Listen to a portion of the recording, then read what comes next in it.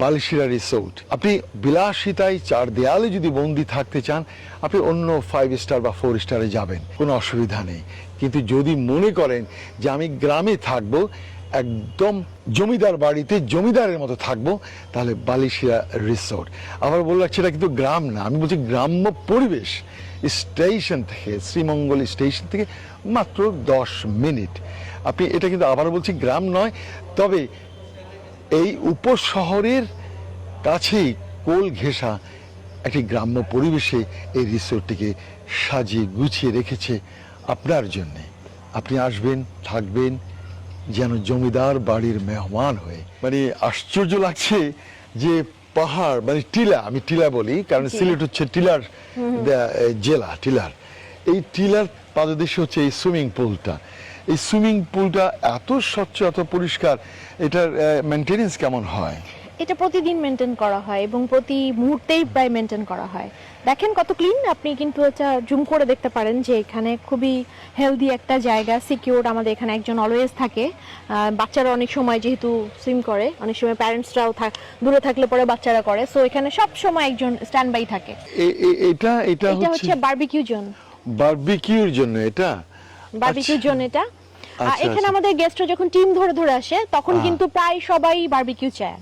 তো বারবিকিউর এখানে জায়গা আছে এবং বারবিকিউ সার্ভ করার জন্য আমাদের ওখানে গোধূলির একটা জায়গা আছে, একেবারে পার্সোনাল করে করা ওই জায়গাটা। এই যে এই কটেজটা, বাবা, উপরে শন দেয়া আছে, বাঁশ এবং শনের যে ঘর, এই কটেজটা, এটার নাম কি? এটা লাল নীল দীপাবলি। এখানে দুটো রুম আছে আমাদের। লাল নীল দীপাবলি, অপূর্ব, লাল নীল দীপাবলি। বললাম না, আপনি এই রিসর্টে আসলে সাহিত্য এবং প্রকৃতি সব কিছুই যেন একাকার। আর বাচ্চাদেরও খেলার স্থান আছে দেখি, আরে বাবা, হ্যাঁ, বাচ্চারা খুবই এনজয় করে কারণ এই জায়গাটাতে বাচ্চারা অনেকটা সময় এখানে ব্যয় করে।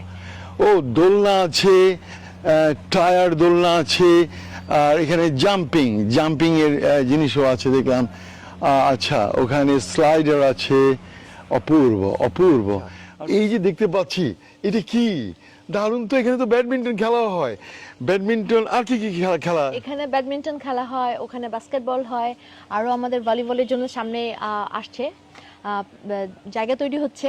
সো যারা গেস্ট আসেন তাদের তো একটা বিনোদন সময় লাগবে, রিক্রিয়েশনের জন্য। ওরে বাবা, ওখানে কি একটা উকি দিয়ে আছে গাছের মধ্যে, এটা কি উকি দিয়ে আছে? ওটা কি? ওটা সিসি ক্যামেরা। CC camera.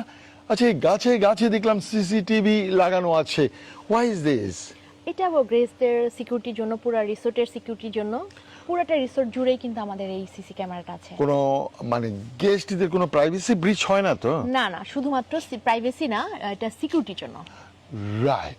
আচ্ছা, এই যে রিসোর্টটা, আমার কাছে মনে হচ্ছে যেন কোনো পুরো প্রকৃতির সাথে মিলে মিশে থাকার মতো। আমি বিশ্বের বিভিন্ন দেশের বিভিন্ন হোটেল রিসোর্ট আমি থেকেছি। একটা বিষয় আপনাকে বলতে হয় যে আপনাদের এইখানে কি, আপনাকে দাম বলতে হবে না, ইজ ইট টু এক্সপেন্সিভ এখানে থাকাটা? আমার মনে হয় না যে খুব বেশি এক্সপেন্সিভ, কারণ আমাদের যেই প্রাইভেসি বা অ্যাকোমোডেশন, তার থেকেও প্রাকৃতিক যেই সৌন্দর্য, এই জিনিসটা আমার কাছে মনে হয় যে গেস্টরা সবাই খুব বেশি ফিল করেন এবং সবাই অনেক হ্যাপি থাকেন গেস্টরা।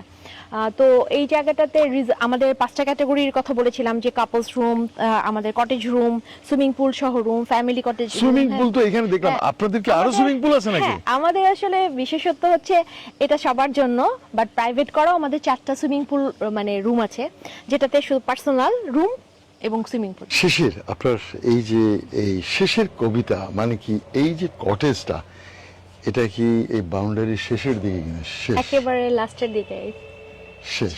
আচ্ছা, শেষের কবিতা ভালোই লাগছে।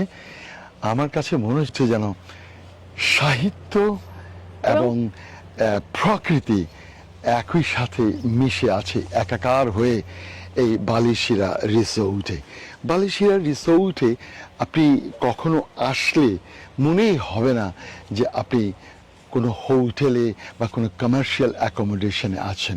মনে হবে যেন কোনো জমিদার বাড়ির মেহমান হয়ে আপনি এখানে কাটাচ্ছেন।